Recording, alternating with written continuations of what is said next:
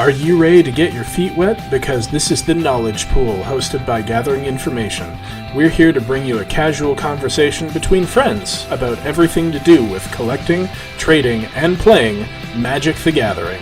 I am Tams. I am Step. And I am Laura. So put on your bathing suits and dive right into the Knowledge Pool.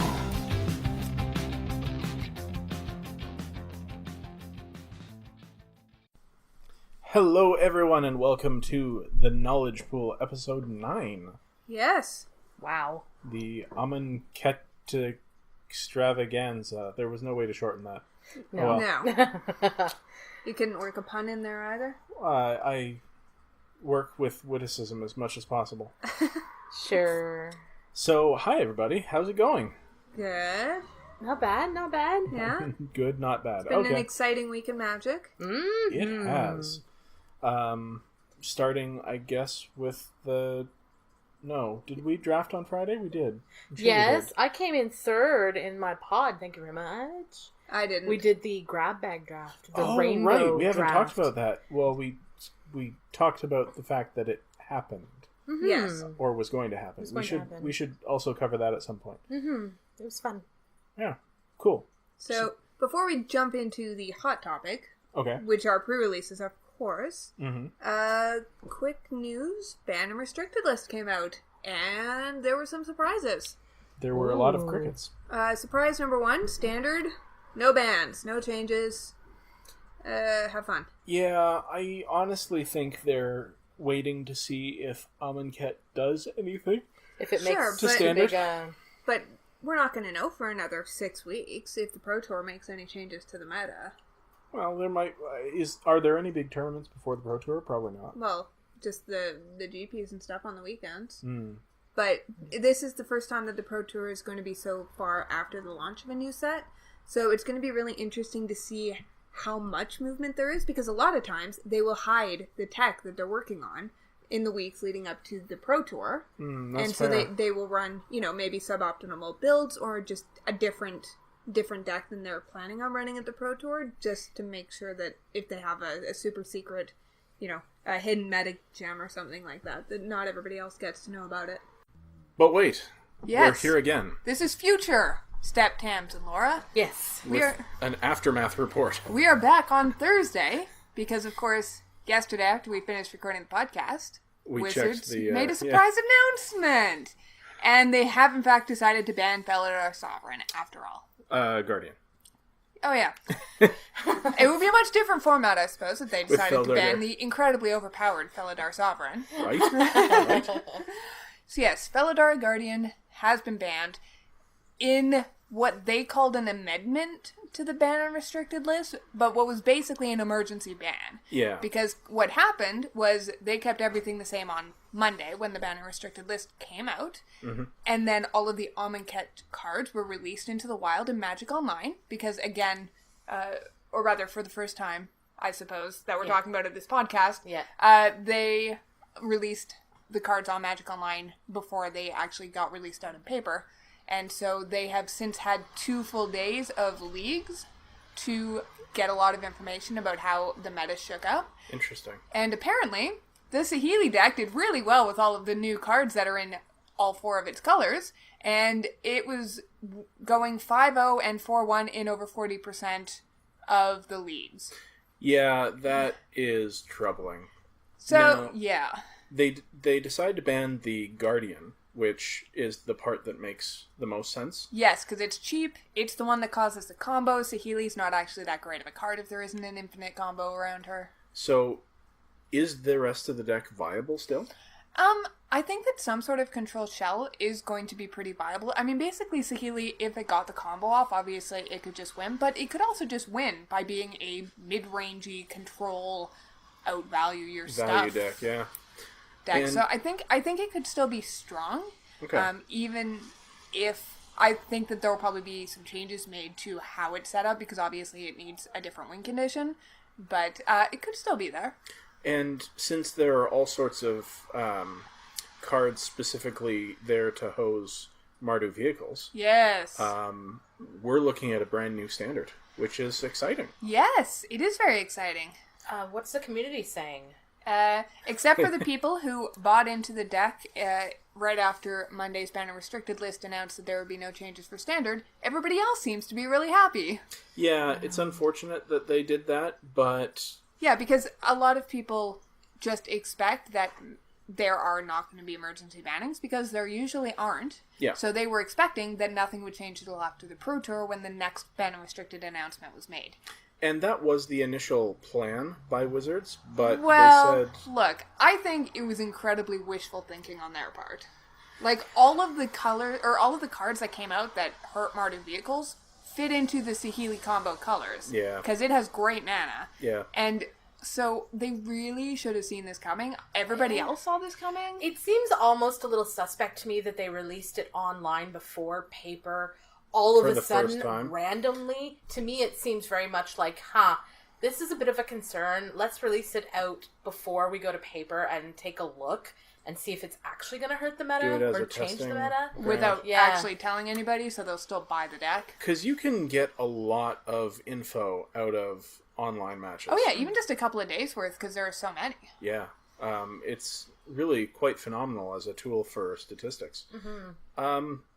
I don't know. I don't really care in the long run, because Standard is not my format, and I'm now going to try to make it my format, because I eventually want to hit the Pro Tour at some point in the, nebulous future. Uh-huh.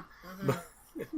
So limited skills are only half of that equation. Mm-hmm. Mm-hmm. Well, for me, it makes me more want to try Standard if things are going to be opened up a little bit more to other stuff. Mm-hmm. Mm-hmm. Yeah, brewing is tough in this in the environment that it was, which is why, honestly, I stopped going to Standard. Like, I always go to the games day, but whether or not I continue on in Standard really just depends on how much fun I have, basically, at games day.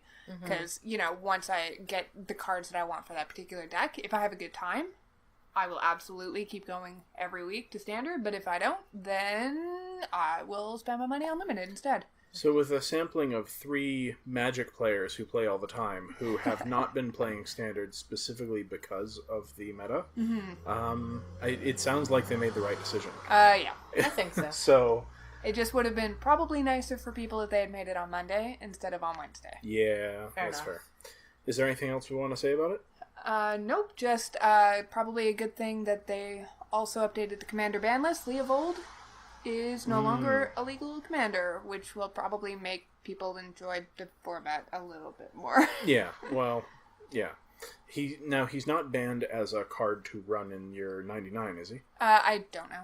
Okay. I don't remember, but definitely not allowed as a commander. Probably for the best. Yeah, yep. All right, so I guess with that, we'll hop back to the past. Hooray! Well, Standard is coming back to our local card shop. I don't think it got that many votes in the poll, though. No. But he said that he did a little rhyme. Yeah. Standard's back again. I know, but I don't think that many people voted for it. I think just enough people voted for it. Fair enough. Yeah, I'm not interested until I know if I can build a deck other than the 1 or 2 decks that are Well, what I'm run. curious about is I'm going to build an Amonkhet Standard deck, because I have to get back into Standard, and I'm not going to run one of the 2 big decks. Sure.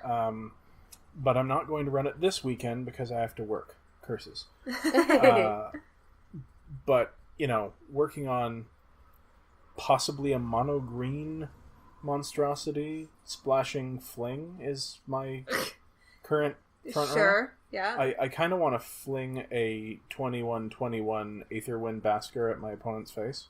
Ouch. Or the whatchamacallit, the electrostatic pummeler. Yeah, I mean, that too, sure.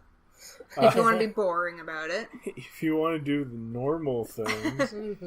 But I won't get to test that out for at least another week, so I don't know.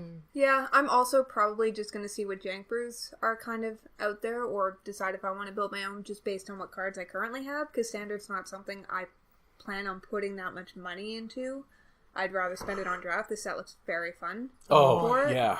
So, I'll just kind of see. I usually open pretty well in my drafts and in my prizes and stuff like that, so I usually have a fair amount of good cards lying around, so...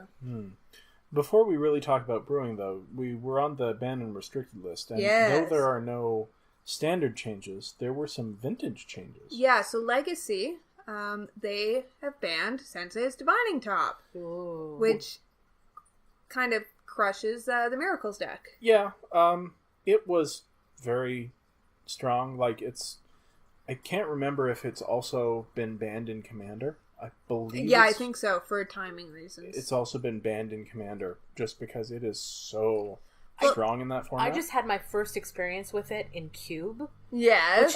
Which is much different than a constructed deck built around it. Yeah. But even in Cube, I was like, I want this in every deck I have ever for the rest of my whole life. Aww. It was amazing. A little aggro player is sprouting wings. I know, right? It's just so good. I mean, it's probably a good thing for the meta, just because Miracles has always been consistent. Like, it's a very strong deck in the hands of a good player. Yeah. And it's just, if you're a good player, that's probably the deck you want to be playing, because it's very good. So this will probably open the meta up a little bit and kind of give a bit more room. But on the other hand, God, I really loved watching someone who knew what they were doing play Miracles.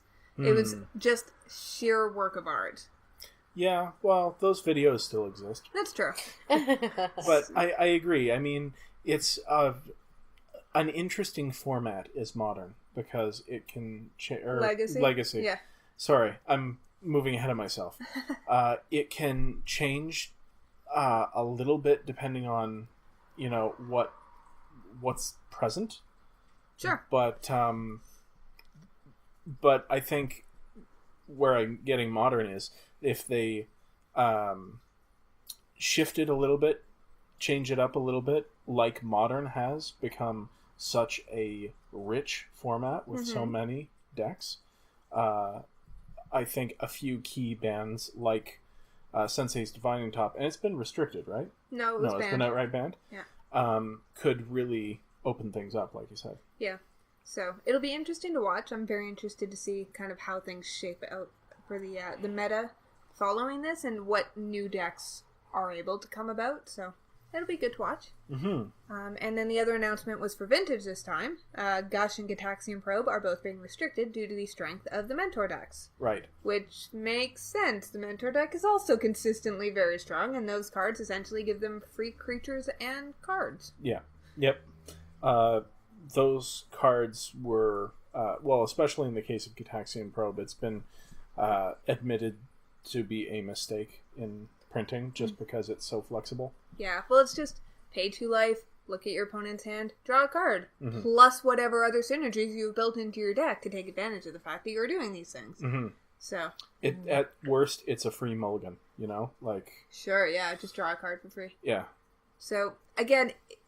I enjoy watching Mentor decks, although not quite as much as Miracles, just because there are so many Mentor decks. So, I mean, it's nice to kind of look at the differences between them, but they all kind of get to be samey after a while. So, hopefully this will, again, just create a bit more space without, completely turfing the deck, which I don't think could happen. The deck's very strong.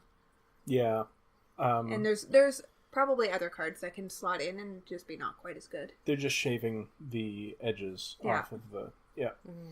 So, I mean, we aren't really eternal players. We just watch. We're spectators. We're spectators. So, it'll be fun to watch that. But the main thrust of our conversation is going to be in Limited.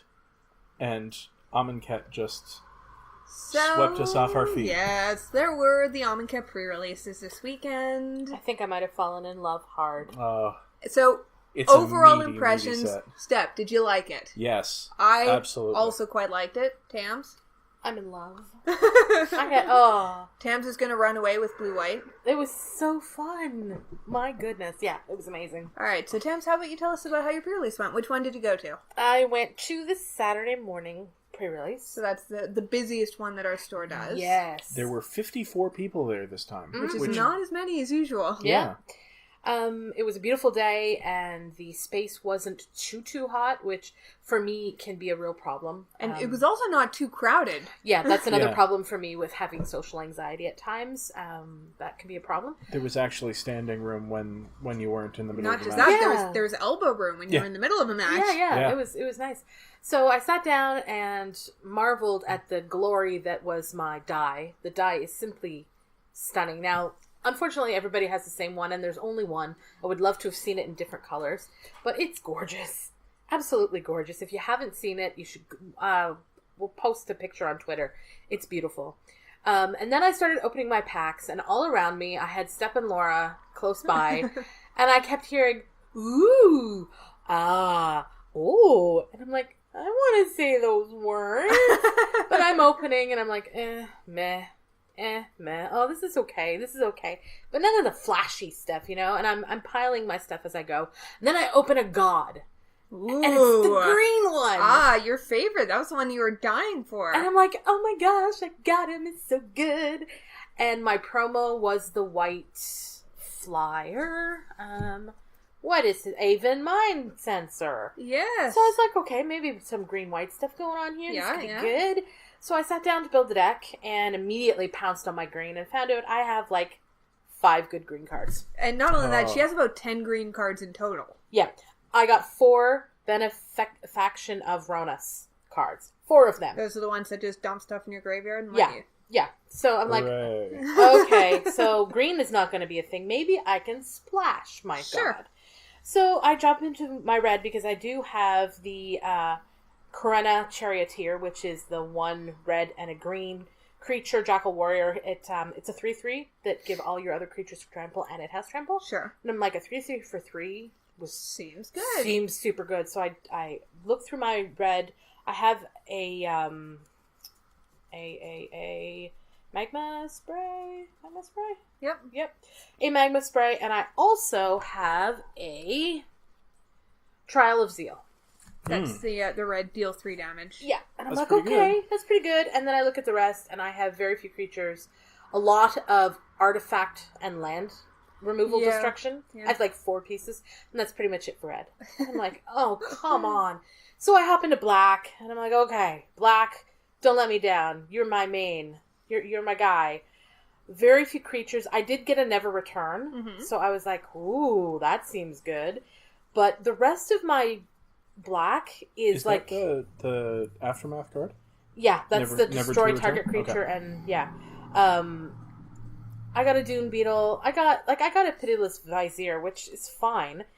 But most of my stuff is spells that deal with tiefing things in the graveyard or that kind of stuff. And it's just not enough to build any sort of deck around. Why, Tams? That only leaves you with 2 colors. Yeah, so I'm like, okay, I better have some white and blue here. So I hop into my pool, and sure enough, I had enough to build a fairly decent, Flyers control kind of white-blue deck. I did splash for the Trial of Zeal. Mm-hmm. I splashed it off a Painted Bluffs and a... which is the 1 tap any color land. Yeah, and an Evolving Wilds, and I ran 1 mountain. Sure. And just for the extra removal, I was running 4 rares, on-color rares. So I ran the Aven Mind Sensor, of course. Glorybound Initiate, which is the Exert, gives you +1/+3 in lifelink. Yep. That one's a beast. It seems very strong. Oh my gosh. It's a 3/1 for 2 that every other turn is a beast. I got Pull from Tomorrow, which is the X blue, draw X cards and discard a card. Did you ever get to cast that? Oh boy, yes, several times. And what did you cast it for? I was usually drawing 5 cards. Oh, Wow. Yeah, it was slow. that's Draw amazing. 5, pitch back 1. My games were really grinding. That's 7 mana, right? Yeah. Yeah. It was All right. awesome. And then I had a Curator of Mysteries, which was so good. It's the 2 blue for a 4/4 flyer. It's the Sphinx. Whenever you cycle or discard another card, scry 1, and it cycles for 1. It's just... And you scry before you draw, or? Whenever you cycle, yes, you just... it does it say? Does it just say whenever you cycle, Yep. scry 1? Yep. So it's probably after. Cycle doesn't use this. deck, does it? I would think Whenever so. you cycle or discard another card, comma, scry one. So I'm guessing you do it after. I never did it because I didn't. You never end got up, to? Not that I didn't get to. I was always playing my cards that I thought I would have to cycle. Yeah. Because I did have a the blue Floodwaters. Oh, the bounce stuff? Yeah, it's return up to 2 target creatures to their owner's hands for 4 blue. Did you ever get to just kill tokens with it? Yes. Like kill and bomb creatures? Yes. Several times. Feels pretty good. It does. I never cycled it. I was always able to cast it. Mm-hmm. I also ran a cancel. You monster! You know that that's a counter spell. It is, but it's foily, so I figured it was okay. Ah. Is that the criteria? Yep. I see. And it was great. I enjoyed cancel. It was pretty good. Cancel's pretty good in sealed. The Even Initiates, the 3/2s for 4 flyers with the Embalm. The blue ones? Yep. Also really good. But what I wound up doing, which I hadn't really expected it to work, was so I had predominantly flyers and then also a Gust Walker, which is the ground crawler that you can exert to fly. Yeah. I also ran Oketra's Monument, which is the white monument. Yes.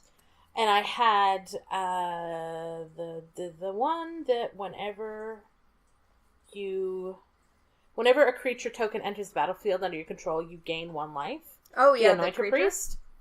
So I had a lot of creatures. So what I wound up doing was several times I got the monument out early, and I was just creature, create a token, gain a life. Creature, create a token, get a life. And then I was just using my tokens as chump blockers to wait to get in with my flyers. Mm-hmm. It was really sweet. Now, I also ran the Naga Oracle. This is a card that I wasn't expecting to be, and I don't know why, but I wasn't expecting it to be as good as it is. You generally don't like effects that just pitch cards for no reason. Yeah, but this one doesn't even pitch anything. You don't have to. It's your choice. You can just reorder your top 3. And when it enters the battlefield, look at the top 3 cards of your library, put any number of them into your graveyard, and the rest back on top of your library in any order. And it's a 2/4 for 4. Yeah. So it's not bad. When you're splashing a color, Mm-hmm. it's great because you can scry you can have your land sit on top, or it's great if you're flooding out, which I had happen a few times, and you were able to get your lands down. Mm-hmm. Now, as far as how I did, my record does not denote the quality of the deck, I don't think. I went 1-4. The first round... Wasn't it 6 rounds? Yes. Okay, I went 2-4. That's right. All right.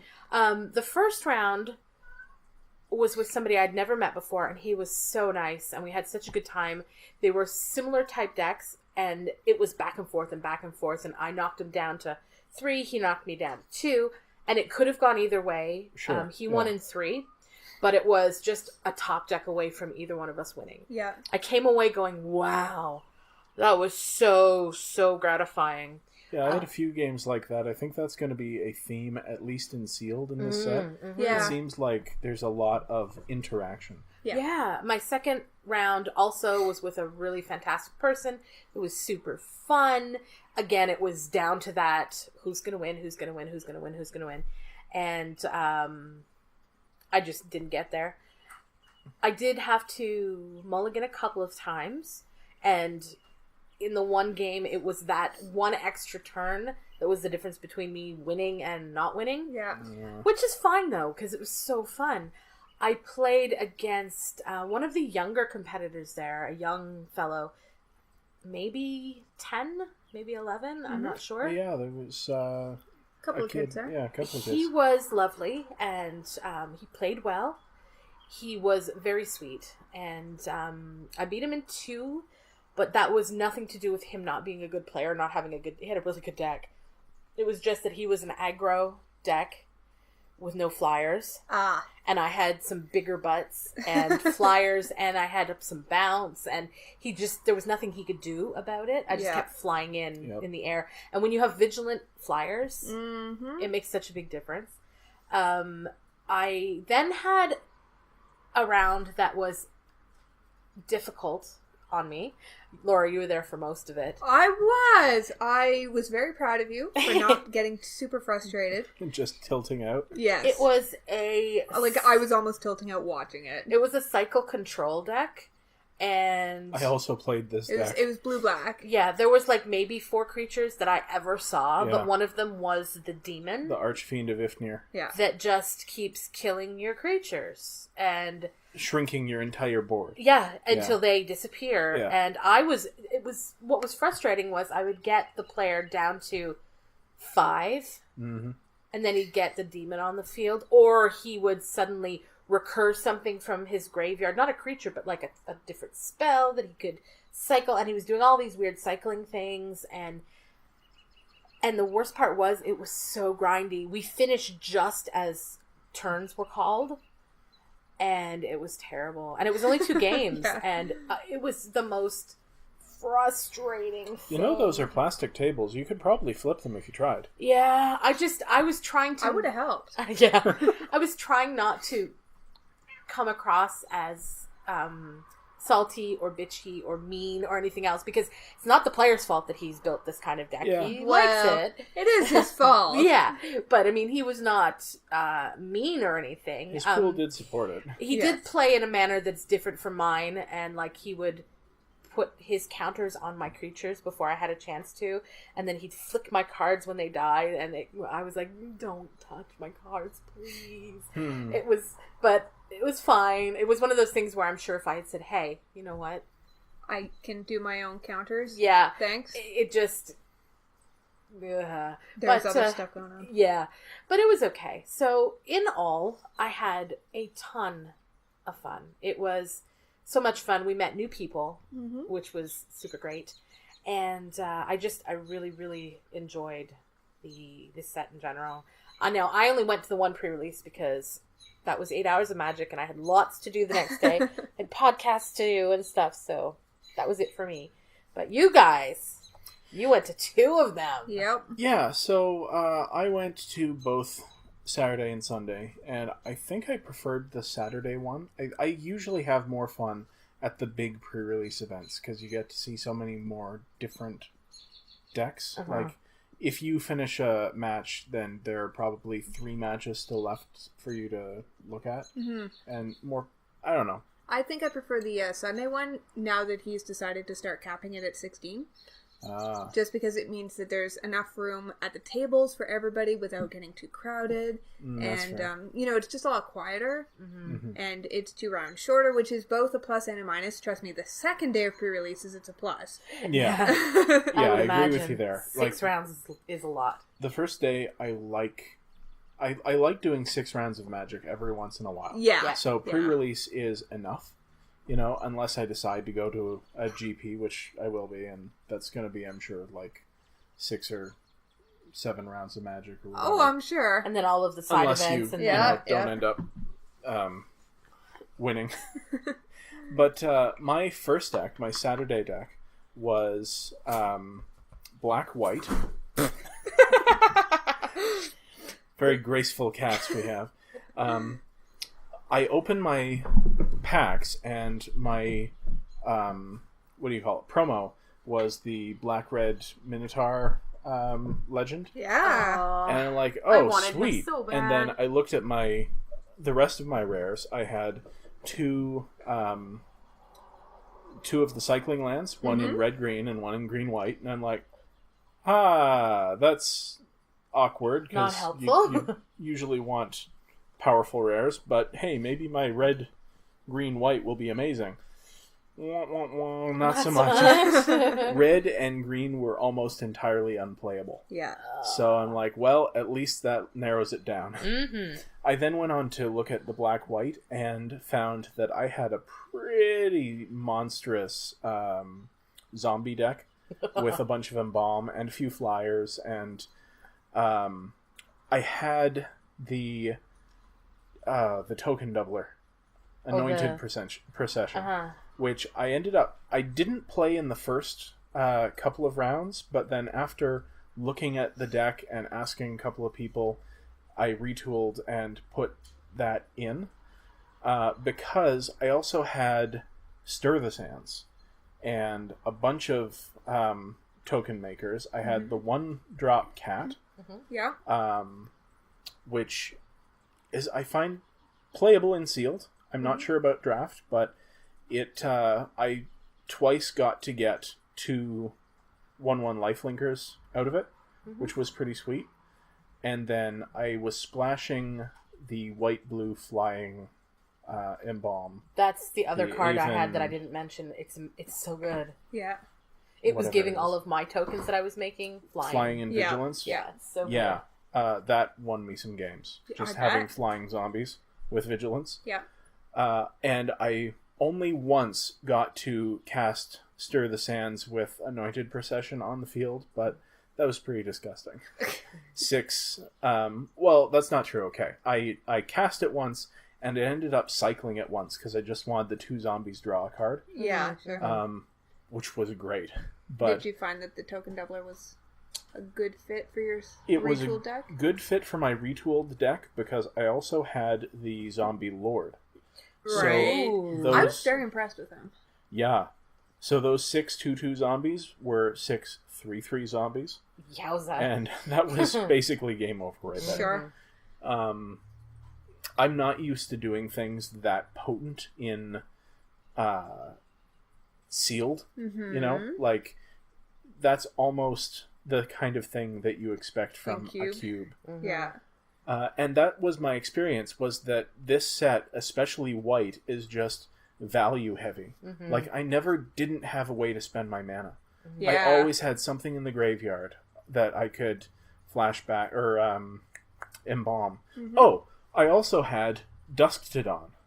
Yes, that's the aggro wrath. Which is phenomenal when the only 3 or above power creatures you have are flyers, and the rest of your deck is strictly 2 3s and 2 4s. And I had one of the Soul Stingers, which always had 2 counters on it, so it was a 2/3.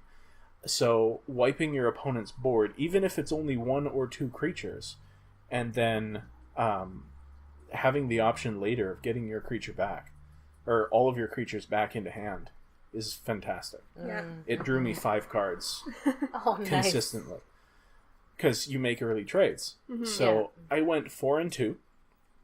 I made a couple of fairly recognizable mistakes at the time. Like, I understood after I made them that they were mistakes. So I probably could have done a little better. But there's also it's a long day at 6 rounds. Oh yeah. So I thoroughly enjoyed. I could have played 5 more rounds with that deck happily. Nice. And then you also won some prizes? I did. I came in 11th out of 54. Yeah. So that's, top quarter. I feel good about that. Sure. And I think it was 4 packs. So That's pretty sweet. So I was satisfied. yeah, I just prized. It's fine. Yeah. No biggie.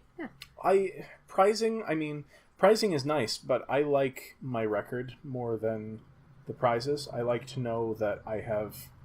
It's not even the record so much. If I know that I've played well, I feel good. Sure. So, I don't know. Yep. So How was your deck on Saturday? Oh, it wasn't too bad. So on Saturday, I had the great fortune of opening up some amazing black rares, and then didn't play any of them. Oh no. I opened up the Archdemon, I opened the Black God, and I opened the 6-drop Liliana's enchantment that creates 2 2/2 black zombies and gives all your creatures +1, or all your zombies +1/+1. Yeah. And didn't have anything else in black except for 2 of the instant speed removal cards. Oh man. So, it just wasn't enough. So, basically what I ran instead was green-white splashing black for 3 removal spells. In green and white, I had both the green monument and the white monument. The green monument I found to be okay just in my particular deck. I was incredibly creature-focused because I was running 2 of the monuments. And because of the white artifact as well, I was just creating a bunch of creatures. Right. So being able to give any one of my tokens +2/+2 and trample like every turn basically was actually very valuable, but I don't think it belongs in every green deck. That's fair. The White Monument, I was super impressed with, though. It won me games easily. I think the White Monument in Limited is actually something that you would probably want. I don't think it's a high pick, but it's definitely something that I wouldn't be sad about seeing in a limited deck because they're so creature focused. Yeah. So basically the plan of my deck was grind them out. Almost all of my white creatures had Embalm.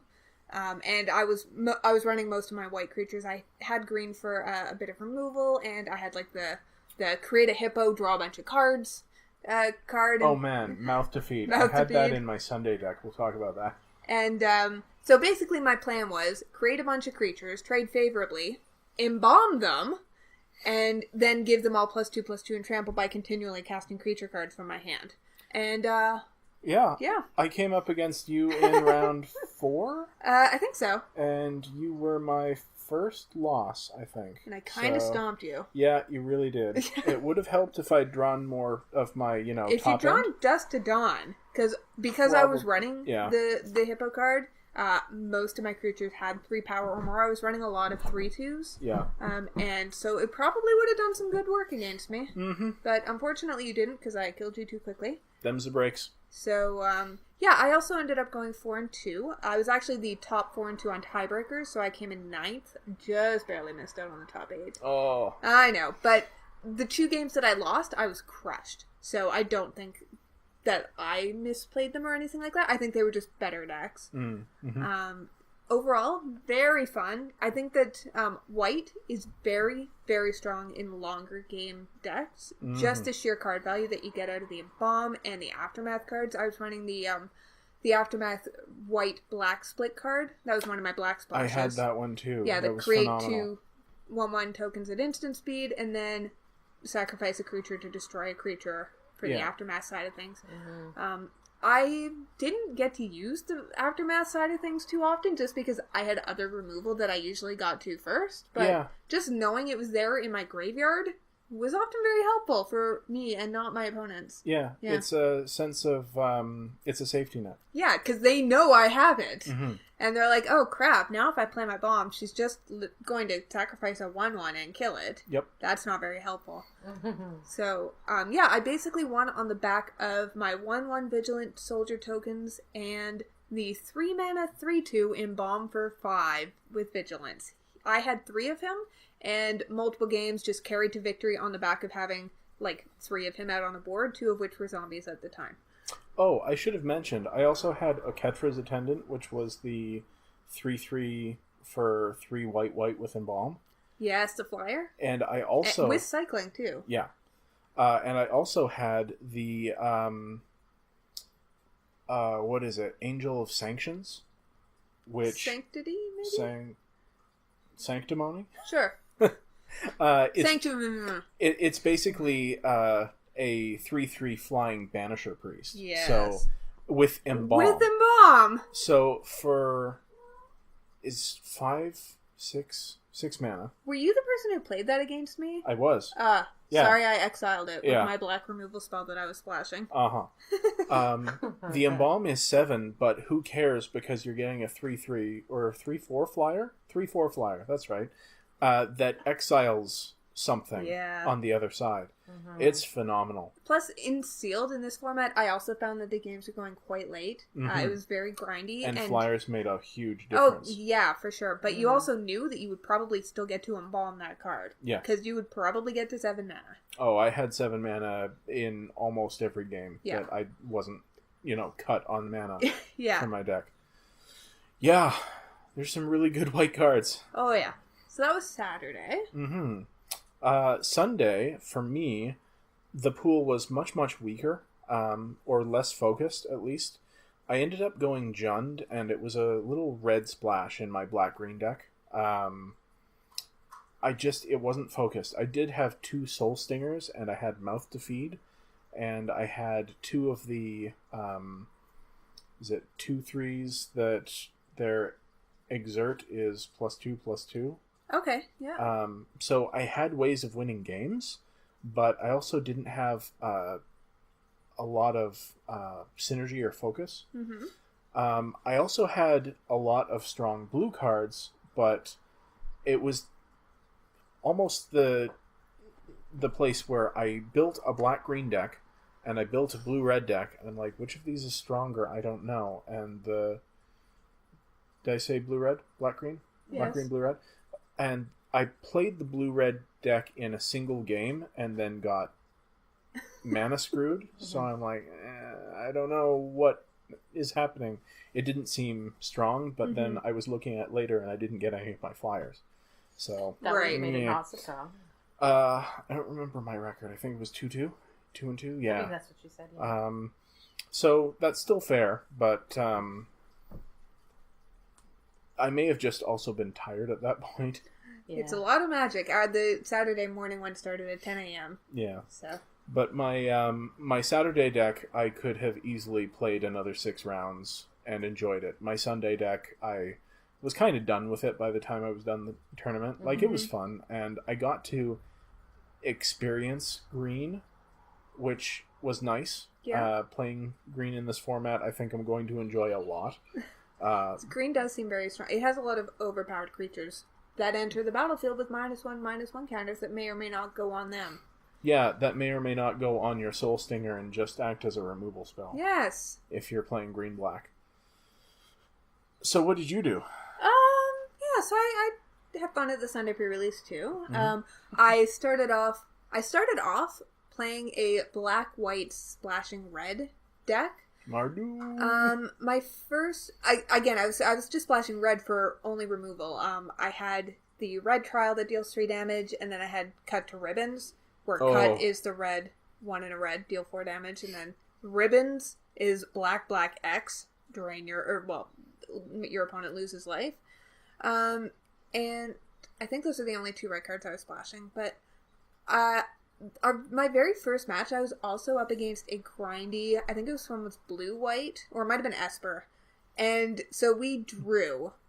Our first game took about half an hour. Our second game we just wrapped up before turns was called. And it was a good match. I felt fairly confident that I could have closed it out if we'd had, another 45 minutes or something like that for round 3. Sure. And then my second game, I also was running that same deck. After that, I actually changed from going black-white splashing red to black-green splashing red. I was initially running white just because I had a lot of the good creatures that I really enjoyed playing on Saturday, as well as a couple of the Oketra's Attendants, the 5-minute one you mentioned, and things like that. But my green also had a lot of very good creatures, and it just seemed like it could be a bit stronger. It worked out really nicely. I ended up winning 3 of my next 4 games using ribbons. Wow. I just, in my very last match, I just top decked it twice and won. Because Nice. it was, okay, because again, they all went to pretty late game. So it's just, okay, well, I'll use 2 of my 12 mana to kill your biggest thing, and then I will drain your face for more than the 2 that I needed. Things like that. So where did you end up placing? So I ended up winning the whole thing. Hey. Nice. Yeah, I did.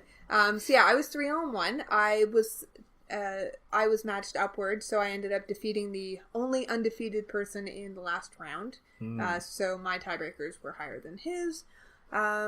It was, not that the prizes were different. First place and second place both got the same amount. But it was very fun. Once again, I really, I enjoyed my deck. Both of them. I could have played both of them a lot more than I had previously. Both decks had great removal. In my Sunday deck, my game plan was just get a guy on the battlefield and then keep killing all of their stuff. Like, I had so much stuff, I would just use it on their embalmed creatures. I didn't care because I had more for when they embalmed it. Yeah. My removal was disgusting. I had 2 more of the instant black exile stuff. I had 2 of the green cartouches. I had the black trial. I had the red trial. I had, again, I had 2 of the green cartouches to bounce them back. I had 1 of the black ones that I was running. I had, basically I had 2 creatures that I could use as removal. I had the green-black 2/2 that when you put a counter you get a snake with death touch. Wow. And when she hits your opponent's face, which never happened for some reason, they just didn't let me do that. You got to put -1/-1 counters on stuff. That was splashing the black-red. This is the other red splash. The black-red Minotaur 4/2 that you could pay 2 to put and discard a card to put a -1/-1 counter on a creature, and it couldn't block that turn. So, yeah, my deck was gross. It was very fun to play. Ended up doing really well. Had a lot of fun. Sounds sweet. Oh, and I opened a Liliana. And ran it. So there's that. So, did you see her? I saw her twice, I think. What did she do for you? So, both games, the problem was that both games went quite long. Mm-hmm. I drew her pretty late in both games. If you +1 her, even like 2 or 3 times, you're almost in danger of decking yourself. Yeah, I've been wondering about that, because early in a game, you don't really care about No, not at all. It doesn't matter at all. But then later, how are you going to +1 her if you're going to kill yourself by doing it? Yeah, well, especially because black has a lot of cycling. And I had a lot of cycling in my deck, in black. I had a couple of the 4/2s that gain indestructible. I had one of the 4/4s that gets +2/+1. I had a bunch of cycling synergy, so I was running a bunch of cycling cards, and I wasn't afraid to cycle when I needed to. I was running one of the dual lands that cycled, that sort of thing. So by the time I got Liliana and dropped her, my first game that I had her, I plussed her, I think, twice. And I was suddenly down to 7 cards in my library. Right? Like, it was a bit dangerous. I mean, don't get me wrong, her -3 is amazing. Yeah. So usually what I do is get her out, minus her, bring back my 7/7 worm that I'd cycled on turn 2. Yeah. And then put my opponent in a bit of a pickle, because even if I don't like the can't be blocked by by creatures with power 2 or less as much as I like trample, it's still very useful in this format. Yeah. Where there's a lot of 1/1s and 2/2s lying around. Yep. So that's or usually even 2/3s. Like there's a lot of 2/3s. Yeah. So or 2/4s. Yeah. So that's usually what I ended up doing. I would maybe plus her once or twice, but usually I would just put her down, get a guy out of my graveyard. I had a couple of massive creatures that had cycling, so I would just get one of them out. And then after that, I didn't really care if they killed her or not, because if they did, that's a damage whole turn of them focusing or maybe making like stupid attacks that they kind of needed to do, or using removal on her. Like I had an opponent who had the white enchantment flash, exile a non-land permanent. Oh yeah. Right. I played Liliana. He goes, okay, well before you plus her, I'm going to do this. I was like, no, that's not how it works. I have priority. So I will just minus her and get this guy out of my graveyard. He's like, crap, well I guess I will exile that 7/7 that you brought back. Now I have to attack Liliana. Yep. Like, yep, that's basically how that works. So that's basically a 2-for-1. Yeah. Mm-hmm. So very strong. I came across 2 really interesting things in which one was a judge call and the other was just one of those newer player questions. Yeah. Somebody next to me was playing somebody Gideon. Next to you. Don't know who it was. A man. And he was playing against one of the other young players. And the young players wanted to counterspell him plussing Gideon. Okay. And he leaned over to me and he goes, that's not the way that works. You can't counter the Planeswalker ability. I'm like, no, sorry. Not unless there's a disallow. The other was Exert. Yeah. So, I'm playing against another player, red player, I guess, doesn't really matter. They stole my Exert creature. Yeah. With one of those effects. And they used the Exert and swung at me. Mm-hmm. And it was incredibly relevant whether or not my creature returned to me untapped or not. Or whether it untapped on your next... Yeah, on my next... And sure. I was fairly certain that it did. And because of the wording of the card... Yeah, it just says your next upkeep, right? Yeah, so we called the judge over, and he was like, head scratch, head scratch, head scratch. I'm not sure. And another player came over, and they talked for a minute. He's like, no, hold on. And so he went and looked it up, and he's like, no, yeah, you get to untap it. So the relevant word is your, because the opponent controlled it when it was exerted, which meant that it didn't untap on his next upkeep. Yeah. But when it returned to your control, your next upkeep is not his next upkeep. Yeah. So, yeah, it untaps as normal. Right. And that is something that I did not think about before hearing about that interaction. Sure. So I thought that was really interesting. And the one big glaring error that I made playing, which I told somebody and they're like, how is that an error? Isn't that a good thing? I'm like, no. So there is one blue creature that has that crystalline nautilus effect where, from Theros, if you target it with anything... Is that the one blue, a 2/3? Yes, it gets destroyed. So I just glanced across the field, saw that they had a creature. I needed to draw a card because I was kind of in a bad way. I didn't have my second color and I really needed something. So I'm like, oh, well, he's got one creature on the field. I'm just going to bounce it. Mm-hmm. So... It does have Embalm, relevantly. Oh, yeah, which also I didn't really care about at that point. But I didn't look at what the creature was, because there's only one creature in the set that does this. Yeah. It's funny, though, because there are two creatures that have variations on that ability. One is a rare, and it triggers on spells or abilities. Uh-huh. And one is I want to say, uncommon. Is it a common? I think it's an uncommon. That triggers only on spells. Yeah. Mm-hmm. So that's going to be a little bit confusing. Yeah. Although, because there are only two, I think it's going to be Well, fine. for the rare, are you talking about the Sphinx? Yeah. That just can't, or the first time it's the target of a spell or ability? Yeah, so it's You not can the do same that. ability, but it's similar enough because Sure. it deals with spells being cast on it Yeah. that I think it's going to be confusing. Yeah, but it was one of those... I know it's not the Sphinx, and, I mean, that's not relevant to my situation. There's one creature, I'll just bounce it to his hand so I can draw my card, set him back, and attack, and we'll be good. Oh, and no. I targeted his creature. You don't get to draw the card. I destroyed his creature, but that wasn't what I wanted. I mean, yay? Yeah. But, yeah, so It I turned was... a bounce spell into a kill spell. He's but... like, oh, yeah, you killed my creature, but you don't get your card. I'm like, Yeah. oh, no! It's that creature! Dang it! Highly relevant. Didn't read.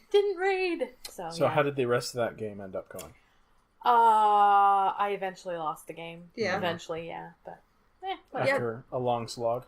yeah, oh yeah, they were long, but they were fun, so. So, in general, how have we been finding the sealed environment? Grindy and complex interactions. Do you Yes. think... Just the way I like it. Yeah. Do you think that's going to change it all for League? I know it's a little ways off, but we're going to be in the League. To be honest, I think it might get worse. I think it might actually get... Worse, I say in quotations. I think it actually might get a huge divide between the grindy decks and the aggro decks. I completely agree with that. It usually does. Because think about a deck that's like green-black. Let's just say green-black. Running 4 of each of the trials and 4 of each of the cartouches. And 4 of the stingers and Right? the green black beetle. Like, and... that could either be extremely janky or just extremely kill you. Yeah. Yeah.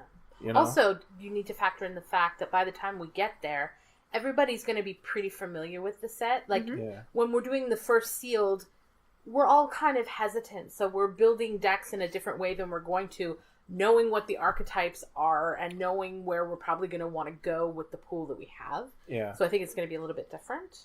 So, I have to say, the person who eventually won the Saturday pre-release, he was running perhaps the most aggressive red-white deck I've ever seen in my life. I have not seen the deck, but I heard tell. He completely stomped everybody he came across. I was so proud of him. I watched one of his games. He said this was a very typical opening for him. Turn 1, play the red 1-drop that taps to give a creature haste. Okay. Turn 2, put down 2 1-drop creatures. Okay. Turn 3, Gideon. Okay. Make him a creature, give him haste, attack your opponent with Gideon and your 2 1-drops. Turn 4, now that you've dumped your hand, play the red god. Oh. Oh, wow.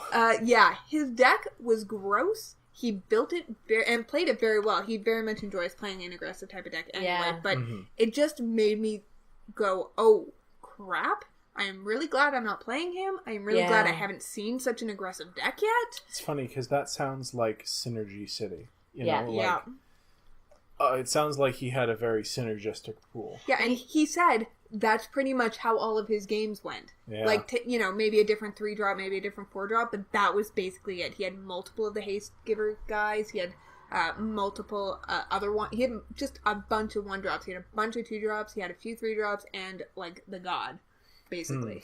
It was so nice to see him do so well. He's such a nice guy. Yeah. He's always fun to play Yeah. against. So we should talk about Gideon too in a minute. Although first, can we just mention George? Sure. Poor George. the nicest man in Magic. The nicest man at the shop. Anyway, I don't know. Like everyone's super nice at our shop, but George usually just comes out for pre-releases, and he's gone 17th, like at least twice in a row, and prizes for our stores. Top 16. Yeah. Yep. And poor George. I know. Aw. Poor George. But he's always so lovely and so wonderful to play against. We're rooting for you, buddy. I don't know if you listen to this podcast, but I just wanted to mention that. Yeah. So Gideon. Yes. See, Tams and I have actually done a draft at this point, too. Yeah. We did a draft for the channel, which you can go and check out because it's up there on Gathering Information YouTube, which the links are in the show notes here. And there's a drop-in guest for the second and third rounds. So, well, what did you think of our deck? It was interesting. So I was the drop-in guest for the second and third round. Yeah. Surprise. So I watched how they played, and that was fine. Like, it played out like your typical blue-white deck, but I was apparently brain farting all over the place because your advice was very helpful. There were a couple of things, but the interesting thing is that we then went back and watched the first 8 or 9 draft picks, basically, and decided that if I had been drafting, rather than blue-white, splash, and black, I would have ended up straight black-blue. It's funny, because if I had been drafting that alone, I think I would have ended up black-white. And if I had been drafting it alone, I would have ended up in still white-blue, but it would have been a much stronger, heavier flyer deck. Yeah. So... Yeah. Without the black splash? Yeah. Yeah. Yeah. So it's interesting to see. I mean, you ended up with a couple of the gold cards, which I think are very strong in this set, generally speaking. I think this set, in particular, has a lot of really good uncommons.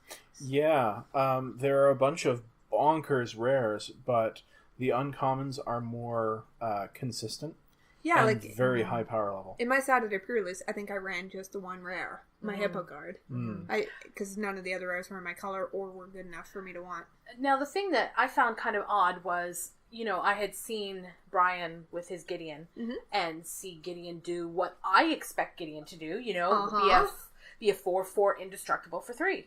Just hit with it. Yeah. And then I was talking to a friend of ours, and he was saying that his friend ran Gideon, and it was a big mistake because it did nothing but hurt his deck. And I was like, well, how? And then Step and I came up against a player who I think was fairly indicative of how that can happen. Yeah, so round 1 of the draft, we come up against a Gideon. And we didn't have any trouble killing Gideon. Well, I mean, it took a while. But... He was using Gideon as life, is what he was doing. He just kept bubbling one of our creatures, which is fine to a point.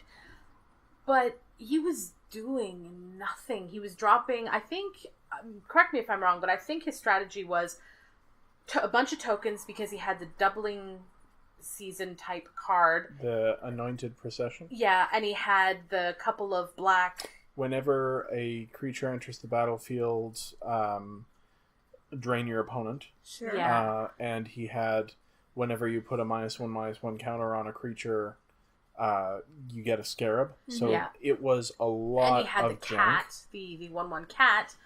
And it seemed like what he wanted to do was sit back, drop Gideon's emblem when he had to, and then use Gideon as his kind of buffer and just...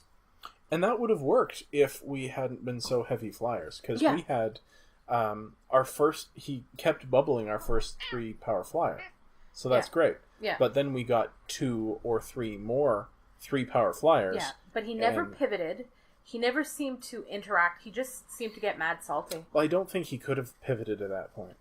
But it is interesting that what I saw from Gideon in the spoiler as just a 4/4 for 3. Yeah, beat down, yeah. Could be a fairly strong control card if you build the right shell. And I don't think he had the right shell. No, what we wound up doing is just flooding the field with flyers, using an anthem and swinging at Gideon's face, and then finishing him off. Yeah. So, but if he could have held down the ground a little more and just bubbled our biggest thing, I mean, Gideon was at 13 before we started swinging at it. Yeah. And because we had our opponent at 3 at that point, and then he's like, boom, I have an emblem, I'm now at, 16 life. Yeah. I mean, original Kiora was a pain in the neck for that same reason, although a little different because you could still, yeah.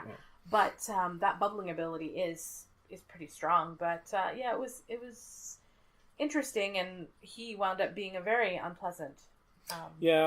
Okay, so the opponent did also get really salty, and to the point where I felt it necessary to report him to Wizards. Well, sure, he was behaving very, very badly. The MTGO orcs, what they're called, I don't remember what it stands for, but they're the mods, the GMs kind of thing. They're the moderators. Are very helpful, very pleasant, and directed me to the conduct report form, which I then filled out, and just now I can just forget about it because they have a record of the game and everything that happened. And the people who responded to you showed their great devotion to the God Pharaoh. Yes. It was fun because the ticket that opened that they sent me an email was all worded in like, the Vizier of Solidarity has heard your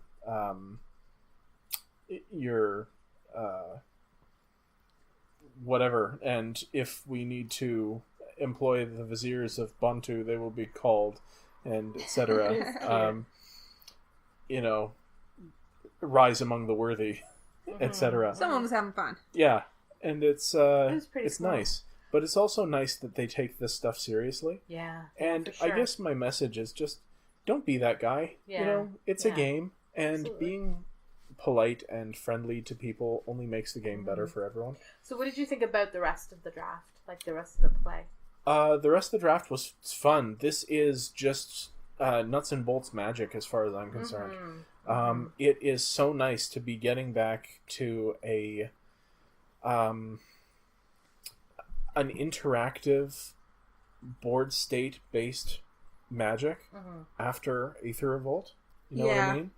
Like, this is very much about threats and answers. Sure. And having a board state and all of that very basic limited magic stuff, except with the twists of complexities of -1/-1 counters, value of like the aftermath cards. Each one of them basically says draw a card. Yeah. And then that card can do amazing things later in the game. Well, some of them are better than others, but like the Mouth to Feed is a 3/3 for 3 draw a card, and that card that you draw is draw 2, 3, 4 cards depending. I got 4. I got at least 1 and at most 5, out of it. So that's not bad at all, especially when a 3/3 for 3 is your base. That's fine. Well, I think maybe just related to what you said, one of the reasons that it felt like there were so much interactions was that it is kind of a threat and answer type of situation, but everybody has a lot of both. Yes. Like there's a lot of good removal. There's a lot of good threats. Flyers, big green creatures, really annoying red creatures, the exert creatures, especially if you get multiples of the good ones. And like you said, everyone has a lot of answers. There are multiple board wipe effects. Yep. There's the black -2/-2 to everything. There's the red 3 damage to everything. There's the white kill everything with 3 power or more. And there are multiple vectors for those threats. Like the flyers is definitely one. Big things is definitely another. And then there are a couple of, these are mythics, but the planeswalkers always give you a different vector. Or even just the red Glorybringer. Kill your face and deal 4 damage to one of your things. Haha. The dragon. I think we were quite right when we did the set review, and we felt that this set had far more playable cards than we've seen in a while. Like, there was so few I will never ever play that card. Right. Yeah, there are so few mediocre cards that are still just, well, this can probably fit in my deck if I don't have enough playables. Yeah, not just that. There are some cards where generally they'd be bad. Like the 2/2 for 2 black creature that everybody discards a card.